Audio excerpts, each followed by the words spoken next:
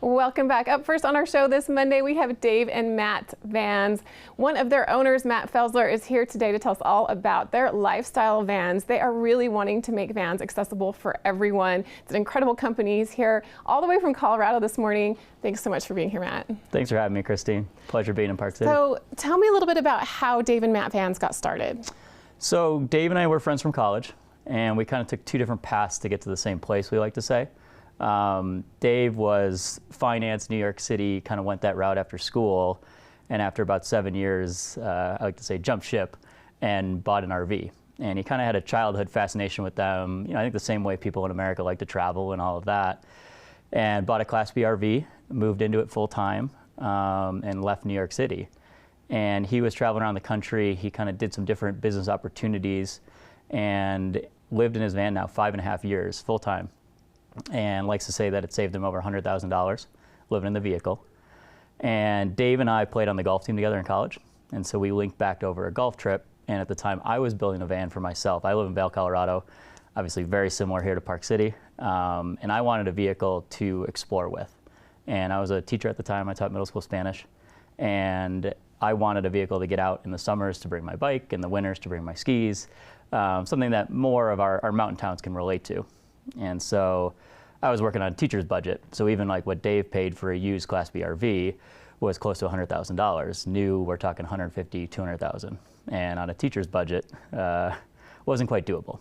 And so at the time, you really had two options. It was to somehow make that work, whether that was financing, savings, et cetera, or do it yourself. And I went the route of doing it myself.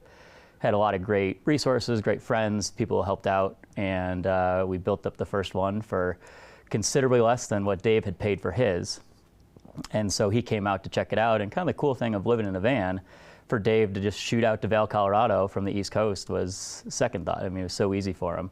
So he came out for what was supposed to be a couple days and stayed for a few weeks and helped build the first van. I went out, put 13,000 miles on it that summer, had an absolute blast. I went to the Pacific and Atlantic Oceans, just had a ton of fun.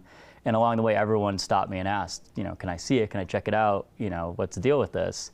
And really the one that caught me the most was anytime someone asked what the price was, when I'd tell them, they'd be like, oh, I can do that. And it kind of, you'd see this light in people's eyes of like, oh, the only thing holding them back has been this ability to get into it, this accessibility piece. And so we put the first one up on Craigslist. I think we sold it for $38,000. We had 25 emails in the first 24 hours of inquiries, and kind of knew we had something. And so we set out to build another, and here we are almost 300 vans later. And it was supposed to be a part-time job for me as a teacher, and it's quite full-time at this point. It's a really impressive story, and I love how this idea to make it more accessible, because that's where when you started, you needed it to work for you, where you were at, and it's not just something for certain people who can afford it. So tell me a little bit about how that plays into how you founded the company. Yeah, we call our vehicles lifestyle vehicles now. It kind of riffs off of the recreational vehicle or the camper van, which to us really is built and it defines you for that use case, right? You're either recreating it or you're camping in it. Whereas for us, we like to say that we're the story. Whoever buys that vehicle is the story, and so you bring your lifestyle to the vehicle, and it fits whatever that lifestyle may be. And whether that's Dave, who is an entrepreneur who used the van to save overhead costs and start some businesses, or myself being a teacher who wanted to travel. And now through all of our other customer bases, we've seen travel nurses, we've seen computer programmers, particularly over the past year, all of the work from home. All of a sudden, creatives and desk jobs even can now take a van, whether it's working for a week remotely or full time. Over the past few years, we've seen an incredible explosion in popularity of a van life. Tell me a little bit about how your company, Dave and Matt Vans, is different from the other companies that are out there. Yeah, so the biggest piece is accessibility. So our mission is to make van life accessible to everyone. And so we were just up at a show in Logan, Utah this past weekend, and there were 50 other companies there. There was not a single van under $100,000. And they're all these overbuilt, beefed up 4x4, adventure rigs. They're intended to go, whether you call it overlanding, camping, you have it. Whereas we want something that allows people to fit their lifestyle. And what defines us is that piece of accessibility. And we offer financing, so our vehicles start as low as $629 a month. We'll tell you our price. The full RV off the lot is under $60,000, which we know is not cheap. We know it's an investment, but it's one right now that holds value, and one that, compared to our competitors, we were half to a third the price of everyone we were hanging out with this past weekend. And that's true across the market. If you look at the big RVs, Winnebago, Toro Industries, we are a fraction of that cost. And by being able to do that, we're getting these great stories. And what we're really seeing right now is this trend of it's millennials, so it's 18 to 34 is the fastest growing sector in the whole RV industry. But our other big segment is recently retired. And we like to say our clientele basically all come from having a Volkswagen back in the day, or a Vanagon, something like that, and have really attached to our price points, our reliability, and ability to get on the road. And it's impressive. It's so much cheaper than I would have imagined to create this. Not only that, but despite this explosion in popularity, the pandemic, where van life has gotten even more popular and even more attractive to many different people, the time it takes for you to create it from when someone orders it is not as long as I would have thought. Yeah, so what we do is we build the same vehicle every time. So we have 3 different sizes of it. We use the Ram ProMaster as our chassis, which is an extremely reliable but more affordable vehicle than the other options out there. Like the Kleenex of the camper van has become the Sprinter, which, the Mercedes badge is flashy and looks good, but they're hard to deal with. They're expensive and they cost a lot to repair. And it's been really nice using the same chassis every time and working directly with Ram trucks. They've been great. And then our process is very much process oriented. It took me 3 months to build the first one, and I had a lot of friends helping, and it was part-time, et cetera. But we're now building 4 to 6 a week with an amazing crew. And we're able to do that by finding efficiencies. We CNC all of our materials, so everything's going to be high quality. It's exactly the same every time.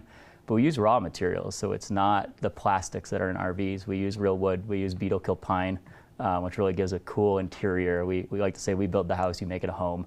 But by finding those efficiencies, we can build a lot of them in a week, which keep the prices down for us and obviously our consumer as well.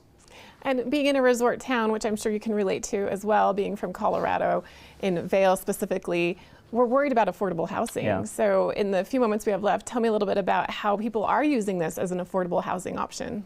Yeah, so obviously it started with Dave, our CEO now. He was living in New York City. The overhead there, honestly, is very similar now to Park City and Vail, and that it is really expensive. And his story is so unique in that he wanted to pursue some different business opportunities, and he was obviously very successful living in New York. He worked for a hedge fund, not your typical RVer, if you will. But because he was able to remove that overhead, he pursued some business opportunities that eventually led to Dave Matt Vans, which is so cool. And now, living in Vail, where rent has gone up. I've lived there for just over 10 years, and rent has doubled, if not tripled in that time. And so, my background was ski bumming, and, I feel for anyone just moving to the Valley, because there is not opportunity right now to find rent the same way I could 10 years ago. And, we're seeing through the vans, and in our workshop right now is a perfect example, is we have 30 employees. 7 of them live in vehicles. Some of them live in Dave Matt vans, some of them moved out here because they had a van. And it's a really cool story. Like, we had a girl from Minnesota who was able to pick up and move to Vail because it sounded like a cool opportunity. And she's now one of our lead build techs, has been here over a year.